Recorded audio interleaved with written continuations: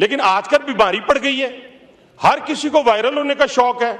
Viral होने के लिए और भी बहुत सारी चीजें, और खुदा का खौफ करें और अल्लाह से डरें कहीं वो ना वायरल हो जाएं। वो वायरल होगी तो फिर क्या होगा? फिर तो पूरी वायरल हो जाएंगी। 40 साल का निजाम गंदा है भाई, 40 साल तक आप उस निजाम का हिस्सा रहे हैं, आज भी उसी निजाम का हिस्सा है, उसी को गालियां दे रहे हैं।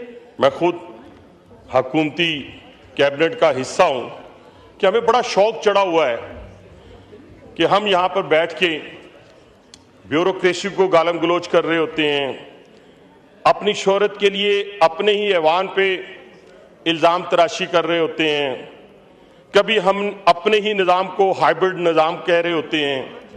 मेरी समझ से बालातर है कि अगर हम यही सारा कुछ हमने यहां बयान करना है तो फिर हुकूमत से उठकर हमें अपोजिशन में चले जाना चाहिए। ये बातें अपोजिशन वाली हुकूमती बेंचों में जेब नहीं देती।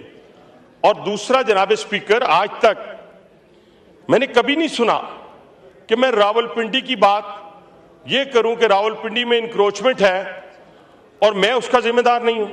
ये कैसे मुमकिन है कि रावलपिंडी का हॉस्पिटल खराब हो, रावलपिंडी की ट्रांसपोर्ट अच्छी ना हो, रावलपिंडी के तालीमी इदारे अच्छे ना हो, और आप कहें, मैं यहां पे आके खड़ा होकर कहूं देखें जी वो तो तबाही होगी जी, बर्बादी होगी जी।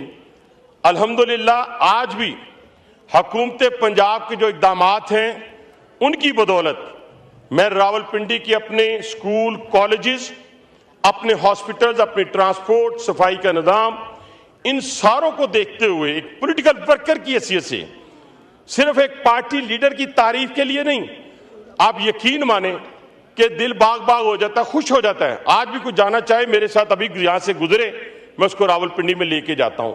इस पानी में, इस बारिशों के अंदर जो अल्हम्दुलिल्लाह हमारा वहां पे किरदार था और हमारे काम जो हुए, तो ये क्रेडिट जाता है। हर जगह अच्छे और बुरे लोग होते हैं, लेकिन आजकल बीमारी पड़ गई है, हर किसी को वायरल होने का शौक है।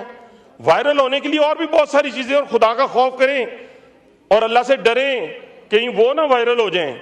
वो वायरल होगी तो फिर क्या होगा? फिर तो पूरी वायरल हो जाएंगी। तो इसलिए किसी को यहां इस ऐवान में खड़े होके उसी ब्यूरोक्रेसी को जिससे आप सारा दिन काम लेते हैं, अच्छे भी हैं बुरे भी हैं, इस ऐवान के अंदर सारे अच्छे नहीं हैं लेकिन बुरों की तादाद कम होगी, आप अपने पे इल्जाम तराशी शुरू कर देते हैं। तो ये सारा ट्रेंड जो है, मैं इसलिए इस ऐवान में खड़े होकर बात कर रहा हूं कि खुदा के लिए ये बड़ा आसान तरीका है कि जी लोकल बॉडीज नहीं हुए, जी फलां नहीं हुआ, 40 साल का निजाम गंदा है भाई, 40 साल तक आप उस निजाम का हिस्सा रहे हैं, आज भी उसी निजाम का हिस्सा है, उसी को गालियां दे रहे हैं। ये ट्रेंड जो है इसको खत्म होना चाहिए। आप हुकूमत का हिस्सा हैं। सबसे बड़ी खूबसूरत बातें होती है, हमने बड़ी इस ऐवान में, मैं 2003 से हूं जनाब स्पीकर, बड़े बड़े हमने लोग, आजकल तो हर जगह मैंने ऐसा सा पॉलिटिशियन देखा कि जरा सी उंगली उठी उसने रिजाइन कर दिया। मैंने वो पॉलिटिशियन देखा उसने हुकूमत के साथ नहीं चल सकता, उसे वजारत से रिजाइन कर दिया। रहा हुकूमत में, अपोजिशन में जाके नहीं बैठा, लेकिन उसे पॉलिसियों से इख्तलाफ था। तो खुदा के लिए मैं तो और किसी का रोना ही नहीं रो रहा, मैं तो अपोजिशन का रोना ही नहीं, क्योंकि अपोजिशन को तो अपोजिशन करनी नहीं आई। और एक ऐसे वो बानी पीटीआई के हत्थे चढ़ गए जिसने इसी ऐवान के अंदर अपनी 5 हुकूमतें खुद खत्म कर दी। ये तो उनके हाथों में खेल रहे हैं, इनसे क्या गिला करना, क्या शिकवा करना? गिला शिकवा तो उन लोगों से है जिनके हाथ में ज़मामे कार है, उन्होंने डिलीवर करना है। और अल्हम्दुलिल्लाह मैं आज बड़े वसूख के साथ कहता हूं कि पाकिस्तान की इकॉनमी हो या पाकिस्तान का दिफा हो, आज अल्हम्दुलिल्लाह मजबूत हाथों में है। आज वजीर आजम पाकिस्तान के उस खारजा पॉलिसी की बदौलत पूरी दुनिया में अंदर देखें, आज वो जहां भी जाते हैं, चाइना में गए हैं, तो आज जिस तरीके से उनका इस्तकबाल हुआ है, ये पाकिस्तान की 77 साल तारीख में किसी का नहीं हुआ। वहां पे और भी हुक्मरान आए, लेकिन उनका इस तरीके से क्यों हुआ? इसलिए कि पूरी दुनिया के सामने हम एक फाते की हैसियत से जा रहे हैं। आज अगर फील्ड मार्शल की तारीफ करें तो पेट में दर्द शुरू हो जाता है। आज अगर अपने उस फौजी जवान की बात करें, आज शहीदों की बात करें, तो पेट में दर्द शुरू हो जाता है।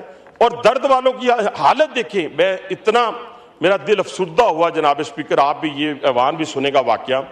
हमारे यहाँ रावलपिंडी में एक कर्नल साहब, रिटायर्ड कर्नल, तहज्जुद गुजार, वो और उनकी बेटी जो है, एक मिनट, उनकी बेटी जो है वो सैलाब की नजर होती हैं, तो हम उनके मीम्स बनाते हैं। ये जालिम लोग, पढ़े लिखे लोग, और वो तरबियत की बानी पीटीआई ने इन लोगों की, नौजवान नस्ल की, कि खुदा की कसम मैं काम किया कि वो बाप और बेटी उस सैलाबी रेले की नजर होते हैं, तो उस पर भी तंज और मज़ाक का आलम जो था उधर से बर्पा किया गया।